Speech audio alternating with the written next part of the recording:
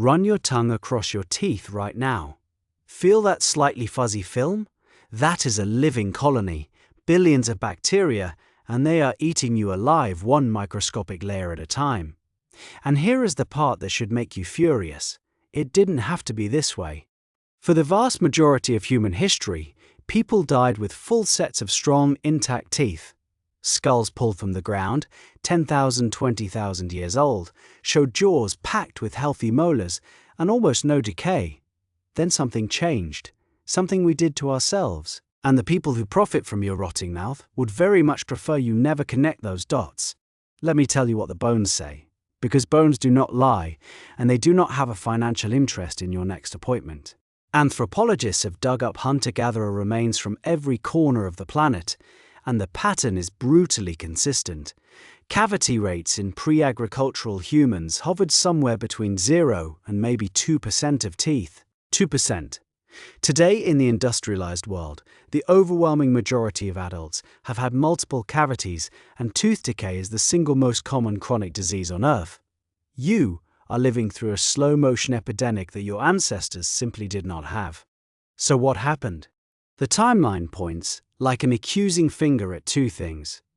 First, the agricultural revolution introduced large amounts of fermentable starch, and decay started ticking upward. But the real cliff, the moment the graph goes vertical, comes with industrialization, with cheap refined white sugar and finely milled white flour flooding the human diet in the 1800s and 1900s. A dentist named Weston Price spent years in the 1930s traveling to isolated communities still eating their traditional diets, and he documented it with his own camera. Isolated Swiss villagers, Gaelic Islanders, peoples in Africa and the Pacific, all eating whole, unrefined food, all sporting beautiful teeth. Then he found their relatives, the ones who had moved to towns and started eating modern white flour, white sugar, canned food. Same genetics, same families, rotting mouths and collapsing dental arches. The variable was the food. It was always the food. Now, here is the science of why. And once you understand it, you will never look at a candy bar the same way again. Your tooth enamel is the hardest substance in your body, a crystalline lattice of calcium and phosphate minerals. But it is not inert. It is in constant chemical conversation with your saliva. This is the war you are fighting every second of your life. And it has two sides.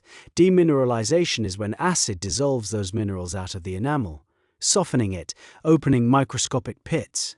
Remineralization is the reverse, when calcium and phosphate from your saliva flow back in and rebuild the crystal. A healthy mouth wins that war. The minerals go back in faster than they come out. So what tips the war toward destruction? Acid. And where does the acid come from? Your mouth bacteria, primarily a nasty little species called Streptococcus mutans, feast on simple sugars and refined starch. The moment you give them fuel, they excrete acid as waste, and your mouth pH plunges. Below a pH of about 5.5, your enamel starts dissolving. Every time you sip a sweet drink or nibble a cracker, you ring the dinner bell, and the acid bath begins, lasting 20, 30, 40 minutes. Snack all day on refined carbs, and you keep your teeth marinating in acid for hours. The minerals never get a chance to flow back in. That is a cavity being born, in real time in your skull. Your ancestors didn't feed those bacteria. No refined sugar, no white flour, no constant grazing on processed snacks. Their mouths spent most of the day in the remineralization phase, calmly rebuilding. That is the whole secret. That is why the bones are so beautiful. So, the first half of the cure costs you nothing and earns no one a dime. Stop feeding the acid factory.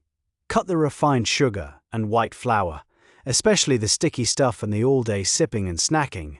Give your saliva long stretches of peace to do its job. This single change does more than any product ever sold. But there is a second half, and this is the dollar tooth powder dentists rarely mention, because you can make a jar of it on your kitchen counter for the price of a stick of gum. Here is what goes in it, and why each piece earns its place. The base is baking soda, plain sodium bicarbonate. It is mildly abrasive, enough to scrub away the soft bacterial film, without grinding your enamel, and crucially, it is alkaline. It neutralizes the very acid that dissolves your teeth, dragging that dangerous pH back up out of the danger zone. It is the workhorse. Next, a small amount of fine sea salt. Salt draws fluid osmotically, which discourages bacteria and soothes inflamed gum tissue. Saltwater rinses have been a folk remedy for sore gums for thousands of years, for good reason. Then a spoonful of cosmetic-grade clay, bentonite or kaolin. Clay is gently polishing, and it carries a mild electrical charge that binds to toxins and bacterial debris, helping lift the gunk off your teeth. It also delivers trace minerals right to the enamel surface. You can add a small amount of activated charcoal if you want, the food-grade kind. It is adsorbent, meaning it binds surface stains and odor compounds. A word of honesty here. Charcoal does not whiten by bleaching. It just polishes off surface stains, and because it is abrasive, you should use it sparingly, not daily, or you risk wearing enamel over time. Do not believe the influencer hype. Use it as an occasional polish. Finally, herbs and essential oils for their antibacterial punch and flavor. A pinch of powdered clove is the standout.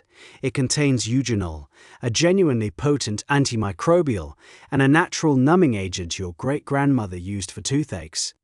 A little dried peppermint or a drop of peppermint or tea tree oil freshens and fights bacteria. Here is a simple recipe. Combine 4 tablespoons of baking soda, 2 tablespoons of fine clay, 1 teaspoon of fine sea salt, and 1 teaspoon of powdered clove. If you want, add 1 teaspoon of activated charcoal for occasional use and a few drops of peppermint oil. Stir it dry until it is uniform and store it in a small sealed jar, away from moisture. That is it. That is the whole $1,000 secret. To use it, wet your toothbrush, dip it into the powder so a little clings to the bristles, and brush gently for 2 minutes, paying attention to the gum line where the film hides. Spit, rinse lightly, and do not scrub like you are sanding a deck. Once a day with a gentle daily blend is plenty. Save the charcoal version for once or twice a week as a polish. Now the safety and the limits, because I will not lie to you the way the candy companies do. This powder cleans, neutralizes acid, fights bacteria, and supports remineralization. What it does not contain is fluoride, and you deserve the honest trade-off. Fluoride hardens enamel and demonstrably reduces cavities, and that is real science, not a conspiracy. If you are high risk for decay, talk to a dentist about that choice with your eyes open. This powder is a powerful tool, but it is not magic, and it does not replace mechanical flossing or the occasional professional cleaning. Watch the abrasion. Anything gritty, used too hard, too often wears enamel, and enamel does not grow back. Brush gently. Keep moisture out of your charcoal jar so it does not grow anything. And understand the hard limit. A powder cannot reverse an existing cavity that has broken through the enamel into the dentin. That is a hole, and a hole needs a dentist. What this routine does is stop the next 10 cavities from ever starting. Prevention, not resurrection. Step back and look at the whole picture, because this is bigger than your teeth. We were sold a story that decay is inevitable. Just bad genetic luck, the price of being human, and the only answer is to keep paying the drill. But the bones in the ground tell a different story. Strong teeth were the human default. We traded them away for cheap white sugar and soft white bread. And then we were sold the cure for the very disease the food created. That is the trap of the industrial world in a single mouthful. Manufacture the sickness, then sell the treatment, and make sure you never see the connection. You just saw it. So stop feeding the acid, mix the dollar powder, give your saliva room to do the quiet work it evolved to do, and take your mouth back from people who profit from its decay. Your ancestors would recognize that smile. Make sure your grandchildren can too. Stay sharp, stay stubborn, and I'll see you in the next one.